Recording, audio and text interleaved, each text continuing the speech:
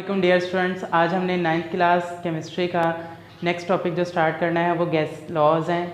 ठीक है, जिसमें सबसे पहला लॉ हमने आज बॉयल्स लॉ करना है। तो चलते हैं, देखते हैं गैस लॉ क्या है। अच्छा, गैस लॉज के बारे में आपको मैं इतना बता दूं कि ये जस्ट रिलेशनशिप्स हैं। ठीक है,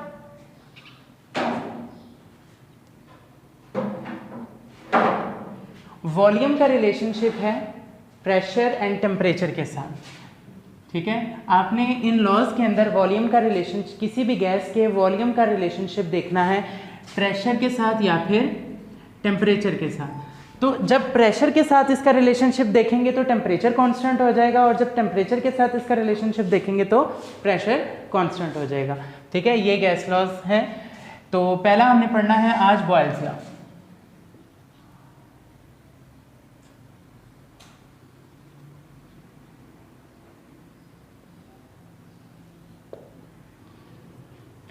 रॉबर्ट बॉयल एक साइंटिस्ट था, उसने 1662 में अपना ये लॉ दिया था।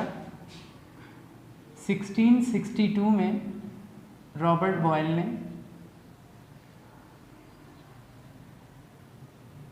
अपना ये लॉ दिया था। इसने क्या कहा था कि अगर आपके पास कोई भी गैस है, एक कंटेनर है आपके पास, उसके अंदर आपने क्या रखी है, गैस। ठीक है, तो इसने कहा अगर आप टेम्परेचर को कांस्टेंट कर दें, क्या कर दें, कांस्टेंट। कांस्टेंट का मतलब होता है कि जो टेम्परेचर आपने रिएक्शन होते रखा था, पूरे रिएक्शन के दौरान में वही टेम्परेचर चलेगा, टेम्परेचर चेंज नहीं होगा। यानी अगर रिएक्शन आप 25 डिग्री सेंटीग्रेड पे करवा रहे हैं तो पूरे रिएक्शन के दौरान में टेम्परेचर कितना होगा, 25 डिग्री सेंटीग्रेड ही रहेगा। ठीक है, तो इसको कहते हैं कांस्टेंट रखना। तो टेम्परेचर अगर हमारा कांस्टेंट है, फॉर एग्जांपल 25 डिग्री सेंटीग्रेड पे हम क्या कर रहे हैं, अपना रिएक्शन कर रहे हैं, तो ऊपर आपने जो पिस्टन लगाया है वो मूवेबल है, वो मूव कर सकता है। अगर आप प्रेशर लगाएंगे, ठीक है, प्रेशर जितना ज़्यादा होगा वॉल्यूम उतना ही कम होना शुरू हो जाएगा।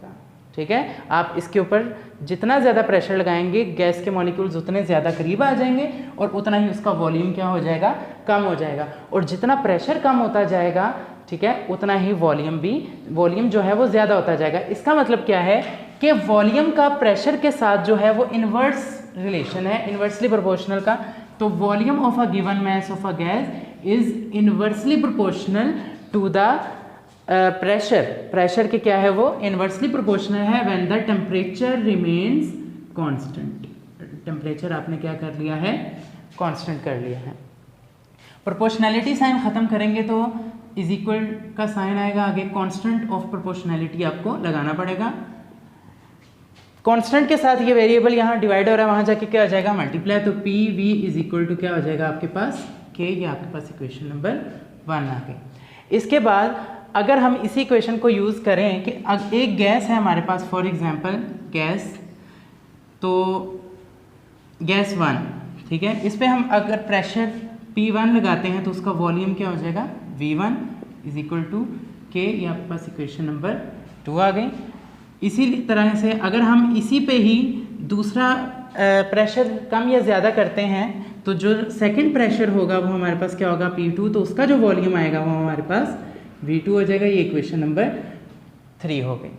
अब इन दो इक्वेशंस को देखें, इनकी ये वाली साइड एक जैसी है, तो मैथ का रूल है जब दो साइड्स इक्वल होती हैं तो हम बाकियों को इक्वल कर देते हैं, जो सेम होते हैं वो नहीं लिखते। तो ये हमारे पास क्या हो जाएगा, P1 V1 is equal to P2 V2। तो ये आपके पास आ गई इक्वेशन नंबर 4। अब हमने क्या करना है, अब हमने अपने लॉ को वेरीफाई करना है।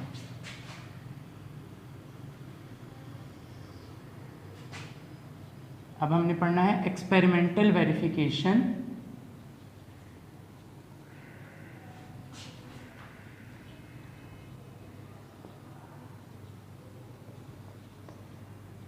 Of Boyle's law.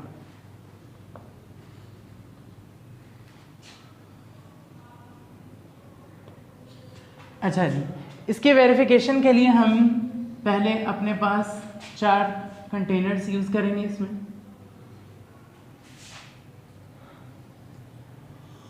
जिसमें हमने किसी भी अमाउंट में क्या यूज़ की है, गैस यूज़ की है।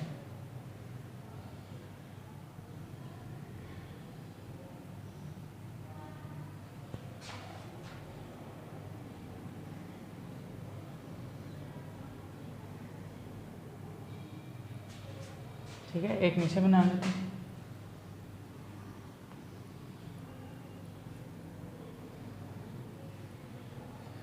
अच्छा जी, अगर मैं कहता हूं कि शुरू में हमने प्रेशर रखा था 2 atm, ठीक है, प्रेशर कितना था, 2 एटमॉस्फेरिक प्रेशर था, तो उसका वॉल्यूम कितना होगा हमारे पास 1 डेसीमीटर क्यूब, ठीक है।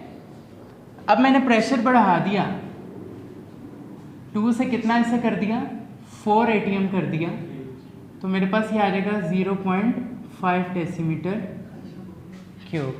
जब मज़ीद प्रेशर बढ़ाएंगे 6 atm करेंगे तो ये हमारे पास कितना आ जाएगा, वॉल्यूम इसका 0.33 डेसीमीटर क्यूब, ठीक है। और अगर मज़ीद प्रेशर बढ़ाएंगे हम 8 atm कर लेंगे तो हमारे पास वॉल्यूम आएगा 0.25 डेसीमीटर क्यूब, ठीक है। अगर ये हमारे पास प्रेशर P1 कैलकुलेट कर लें, इसको हम फिर V1 कहेंगे, ये P2 होगा अगर, तो इसे हम कहेंगे V2, ठीक है। ये हमारे पास अगर P3 है तो ये हमारे पास क्या हो जाएगा, V3, और अगर हमारे पास ये प्रेशर P4 है तो ये वॉल्यूम हमारे पास V4 हो जाएगा।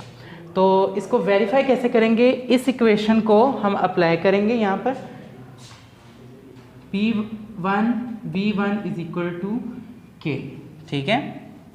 तो P1 की जगह पे क्या आएगा हमारे पास, 2 atm मल्टीप्लाई बाय वॉल्यूम कितना है 1, तो आंसर हमारे पास क्या आया 2, आंसर हमारे पास क्या आ गया 2। इसी तरीके से अगर हम P2 V2 करते हैं, P2 V2 is equal to K, तो P2 कितना है हमारे पास 4 और वॉल्यूम कितना है 0.5, तो ये फिर हमारे पास 2 आंसर आएगा, ठीक है। इसी तरीके से अगर हम करते हैं P3 V3 is equal to K, तो ये हमारे पास कितना है 6 और ये आएगा 0.33, तो ये अप्रॉक्सीमेटली 2 के इक्वल है, ठीक है। इसके बाद अगर हम लास्ट वाला करते हैं P4 V4 is equal to K, तो P4 कितना है हमारे पास 8 और ये है 0.25, तो ये हमारे पास दोबारा से किसके इक्वल आ जाएगा 2 के इक्वल आ जाएगा।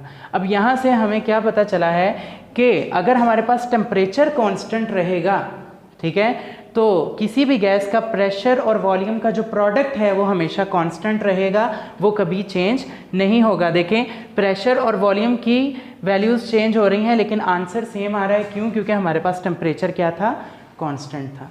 तो बॉयल्स लॉ को हमने वेरीफाई कर लिया है, ठीक है। इसके बाद आप लिख सकते हैं कि hence Boyle's law is verified।